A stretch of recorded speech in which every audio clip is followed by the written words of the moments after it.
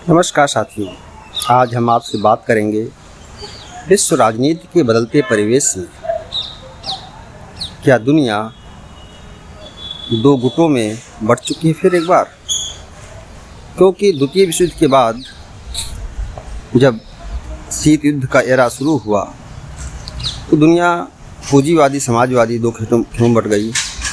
भारत जैसे 9 स्वतंत्र देशों को अपनी गुट निरपेक्ष नीति अपनानी पड़ी, यानी दोनों गुटों से अलग रह करके दोनों गुटों से सहायता प्राप्त करना और अपने हितों की रक्षा करते हुए उचित और अनुचित पर निर्णय लेना कि हमारी विदेश नीति कहाँ घूमे। दरअसल विदेश नीति जो होती है वो अपने राष्ट्रीय हितों को पाने का माध्यम होती है। किसी भी देश की अपने संप्रभुता की रक्षा करते हुए अपने राष्ट्रीय हितों को प्राप्त करने की बात होती है। और जो भी देश का नेतृत्व करता है, जो संस्थाएं हैं, वो सब मिलकर इसमें काम करती हैं। लेकिन इसमें राष्ट्रीय नेतृत्व की भूमिका बहुत ही इम्पॉर्टेंट हो जाती है। जैसे रूजवेल्ट के समय, आइजनहावर के समय अमेरिका में, कैनेडी के समय, भारत में नेहरू के समय, शास्त्री जी का समय बहुत कम था, इंदिरा का समय, अटल बिहारी वाजपेयी का समय, वर्तमान में नेहरू का युग। यानी जो भी देश का राष्ट्रीय नेतृत्व है वो विदेश नीति का संचालन करता है।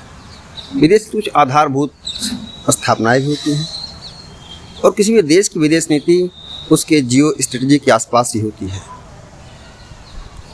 भारत को अपनी अर्थव्यवस्था को विकसित करना पड़ा कि जस्ट ऊपर पड़ोसी चीन समाजवादी साम्यवादी विचारधारा का था तो हम ब्रिटेन से आज़ाद हुए थे, यानी पूंजीवादी विचारधारा से हम आज़ाद हुए थे। दोनों के बीच में समन्वय स्थापित करना पड़ा और हमारे नेता नेहरू समाजवाद के पृष्ठपोषक थे, स्टालिन से बहुत प्रभावित थे, तो भारत ने वो नीति अपनाई। वर्तमान दुनिया में कहना चाहूँगा फिर से नीति बदल रही है। रूस यूक्रेन युद्ध के बाद दुनिया दो खाँचों में बंटने लगी। जो विश्व की वैश्विक संस्थाएं हैं, जो संस्थाएं 20वीं शताब्दी की हैं, यूएनओ आज कम प्रासंगिक हो रहा है। विश्व बैंक, अंतर्राष्ट्रीय मुद्रा कोष भी अपने उस प्रभाव में नहीं है। वर्तमान विश्व में जो संस्थाएं 21वीं शताब्दी की हैं, संघाई सहयोग संगठन, क्वाड, ब्रिक्स, आसियान और नाटो तो बना हुआ है, इन्हीं सब की बात हो रही है। लेकिन इन सब में भी कहीं ना कहीं से अपने दो धाराएं बन रही हैं। एक तरफ वो गुट हैं जो अमेरिका के ट्रंप की जो टैरिफ नीति है उस तरफ मजबूरी में चाहिए, और नाटो अपनी सुरक्षा के लिए अमेरिका पर बना हुआ है। इधर गजा इजराइल संघर्ष, इजराइल ईरान संघर्ष, भारत पाकिस्तान संघर्ष जो पहलगाम को लेकर हुआ, ऑपरेशन सिंदूर, इसके बाद भारत की विदेश नीति पर सवाल उठने लगे। लेकिन भारत ने ऑपरेशन सिंदूर में अपनी मेक इन इंडिया प्रोग्राम की क्षमता दिखा दिया। चूँकि 2013-14 में हमारी कंडीशन क्या थी सेना की, सैनिक हथियारों की, और वर्तमान में क्या है, आज भारत निर्यातकर्ता के रूप में उभर रहा है। और ऑपरेशन सिंदूर के बाद तो भारतीय नीति और रक्षा नीति की तो वाहवाही हो रही है।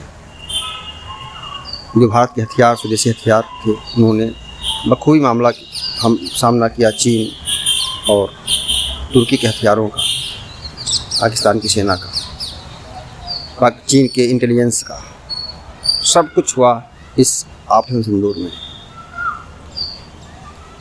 एससीओ की बैठक में, रक्षा मंत्री की बैठक थी साथ में चीन संघाई में, भारत ने उसके ज्वाइंट स्टेटमेंट पर हस्ताक्षर नहीं किए, क्योंकि उसमें आतंकवाद का जिक्र बलूचिस्तान में था, पहलगाम कोई जिक्र नहीं था। भारत ने उस पर हस्ताक्षर नहीं किए। लेकिन ब्रिक्स में भारत ने हस्ताक्षर किए, वो भी इजराइल और ईरान को ईरान पर आक्रमणकर्ता मानकर,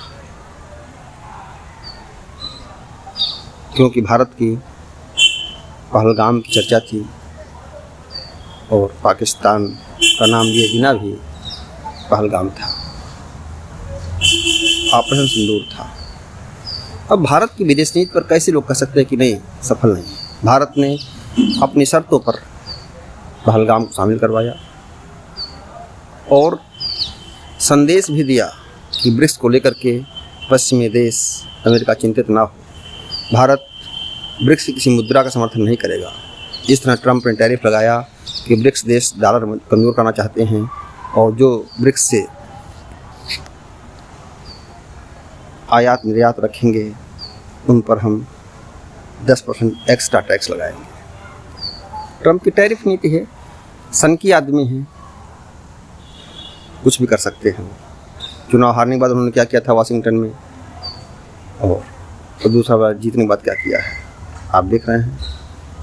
टैरिफ खेल रहे हैं, यानी दुनिया को अपने शर्तों पर झुकाना चाहते हैं। खैर, दुनिया जिसके लिए भारत, चीन, ब्राज़ील, रसिया, साउथ अफ्रीका मिलकर ब्रिक्स बने हैं, किसी यूनिपोलरिटी दुनिया को मल्टीपोलरिटी करना, यानी बहुध्रुवीय बनाना, अर्थव्यवस्था में भी, राजनीतिक निर्णयों में भी, और विश्व राजनीति में जो एक वैश्विक ढांचा है, एक क्रम है शक्ति का, उस शक्ति क्रम को तोड़ने के लिए भी कहीं ना कहीं से जो ऑपरेशन सिंदूर हुआ, इसके तहत भारत की जो शक्ति उभर कर आई दुनिया के सामने, भारत का जो नेतृत्व है, जो निर्णय लेने में, अपने हितों को साधने में सक्षम है, उसने तय किया कि भारत ना तो ब्रिक्स में अमेरिकी डॉलर के खिलाफ है और ना क्वाड में रूस और चीन के खिलाफ है। क्वाड इंडो पैसिफिक क्षेत्र में ऑस्ट्रेलिया, जापान, भारत और अमेरिका का एक सहयोग संगठन है जो सुरक्षा चिंताओं पर बात करता है और काम करता है। भारत आकुश में नहीं शामिल हुआ क्योंकि सैन्य गठबंधन है। भारत अपनी गुटनिरपेक्ष नीति को लेकर चल रहा है कहीं ना कहीं से नए तरीके से, कि वो क्वाड में रूस और चीन का विरोधी नहीं है और ब्रिक्स में अमेरिका की डॉलर और उसकी व्यवस्था का विरोधी नहीं है। यानी भारत अपने राष्ट्रीय हितों के लिए अपनी विदेश नीति तय कर रहा है और चल रहा है, उसे चलना भी चाहिए। और वर्तमान सरकार की विदेश नीति नो डाउट तुलनीय है और जब इसकी समीक्षा होगी तो राष्ट्रीय हितों को पाने के उद्देश्य को लेकर के होगी। भारतीय राजनीति जो भी हो, अंदर विपक्ष की राजनीति जो भी हो, लेकिन जिस तरह से भारत ने अपने राष्ट्रीय हितों को पाने के लिए, अपने सांस्कृतिक हितों को पाने के लिए बहुध्रुवीय व्यवस्था में यूनिपोलर दुनिया को मल्टीपोलर बनाने में अपनी भूमिका का निर्वहन कर रहा है, अपने सारे राष्ट्रीय तत्वों के साथ, राष्ट्रीय नेतृत्व के साथ। नमस्कार साथियों, मीडिया गुरु को लाइक सब्सक्राइब करें और यह कहना चाहूँगा कि भारतीय विदेश नीति पूरे विश्व में अपने को समायोजित करती हुई फिर से 60-60 समाचार के साथ वसुधैव कुटुंबकम का साथ नहीं छोड़ रही है। नमस्कार साथियों, मीडिया गुरु को लाइक सब्सक्राइब और धन्यवाद आपका।